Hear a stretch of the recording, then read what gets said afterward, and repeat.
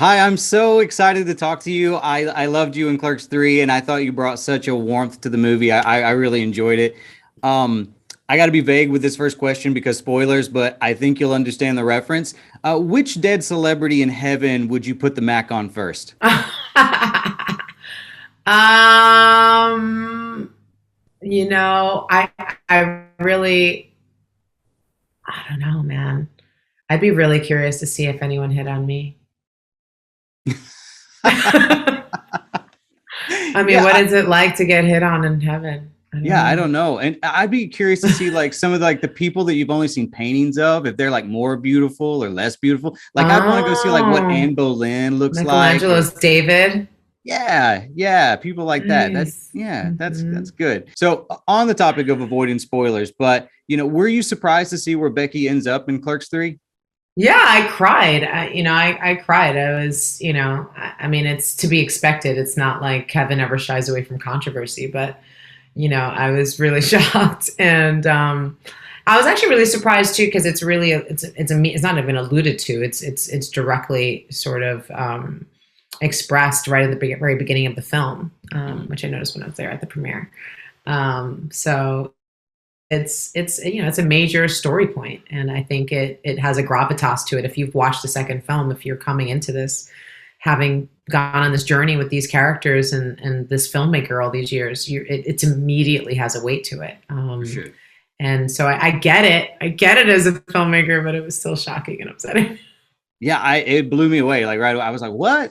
What? I Yeah, know. But it's still, I got to do, I didn't have to do a lot of the emotional heavy lifting. I keep saying Brian had to shoulder all of that weight. I got to kind of bring back, Becky's just charm and her positivity and her good energy and her humor and, yeah.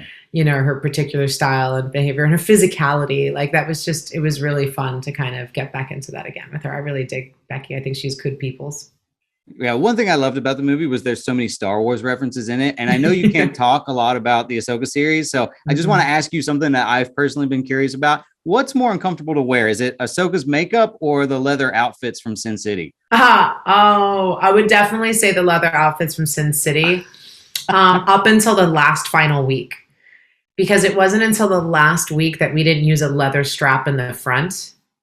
We used an elastic, and Oh, so I could that's actually bend better. my legs, Oh, so I could good. sit, because otherwise I couldn't sit in that outfit. It was crazy.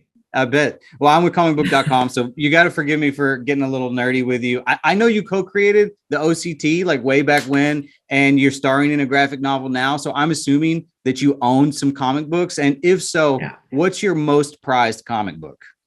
Ooh. Um.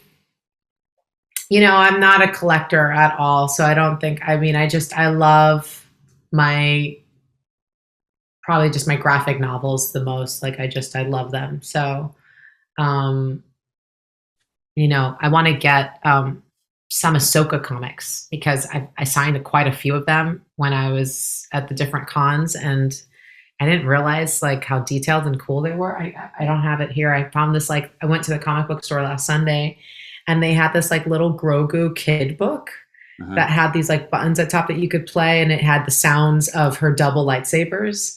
And I was like, and they had a picture drawn in me. I was like, they don't tell me any of this stuff. Like it's crazy to me to think this little Grogu is going to be drawing people in, but there's like a picture of me as Ahsoka in there, and these kids are going to have a children's book with this character. It was just like mind blowing. So That's so yeah, cool. Awesome. Well, I'm out of time, but this was such a pleasure for me. Thank you so much for taking the time to talk with me. absolutely. Nice to meet you, Chris.